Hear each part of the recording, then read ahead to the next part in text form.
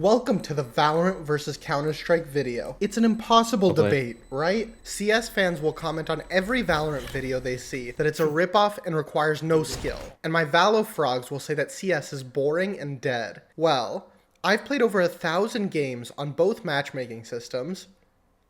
Yikes.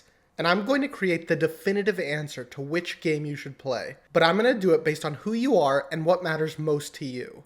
I've created these 6 categories, and we'll go through each one to see which game wins, and by the end we'll have an overall winner, as well as a guide that you can use if one or more of the categories don't matter to you. So let's get right into it with possibly the most important category that affects silvers to the very top players, game quality. No matter what esport you play, you've experienced the frustration of an unwinnable game because you get that one player that just refuses to play the game. Anytime you get a teammate like this, you're just wasting your time. While this is a hard one to quantify, I think there's a clear winner actually. Both games' built-in matchmaking has these problems, but CS has third-party paid matchmaking services that let you queue up in a client separate from the game and then play in their ranked ladder. Formerly ESEA and now mainly Faceit. And while these systems definitely aren't perfect, the small fee filters out players who just don't care, and it pays for admins to review games if there do happen to be throwers. What's also great about this system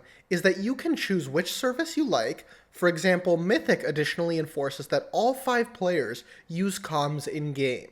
Because of that, Counter-Strike wins the first category, but it's a great transition into the second. How easy is it to just play the game? For the majority of players, I imagine that you just get on and want to click the button that finds a game. The downside of CS2's paid systems is that you need a separate anti-cheat, you have to queue and find a game, which can sometimes just not pop due to the smaller player base, then copy and paste the join command in-game for a quality match. Valorant wins on this hands down. All you have to do is boot up the game and press the play button. Moving on to the third category, a key part of any matchmaking system is to make the highest rank an accomplishment, something you want to achieve. And this comes in 2 parts. Firstly, there needs to be an allure to getting Radiant, for example. When you see someone with that rank, you know they're good. And secondly, achieving that rank needs to be rewarding for the player, whether it be through in-game drops or higher quality matchmaking. Valorant does a great job at the first part of this. They commemorate Radiance with ranked buddies, and based on YouTube thumbnails alone, you can tell that people want to be Radiant. However, once you are Radiant, you don't get some of the benefits you'd expect. The game quality is still highly variable, and once you've cemented yourself as Radiant, you easily get it back act after act just by queuing up. Moving to Counter-Strike, Global Elite has long been a joke, and we're yet to see what the leaderboards do for the game, but so far it's not great. Except, again, CS has the third-party systems, and these create a highly competitive environment where qualifying for FPL or FPLC lets you only compete with pros or amateur pros, similar to Tarek's Pro City for my Val viewers, and compete for sizable cash prizes and get noticed by pro teams. Until Valorant introduces some prizes for Radiant and includes a restricted top 100 queue, Counter-Strike easily takes this category.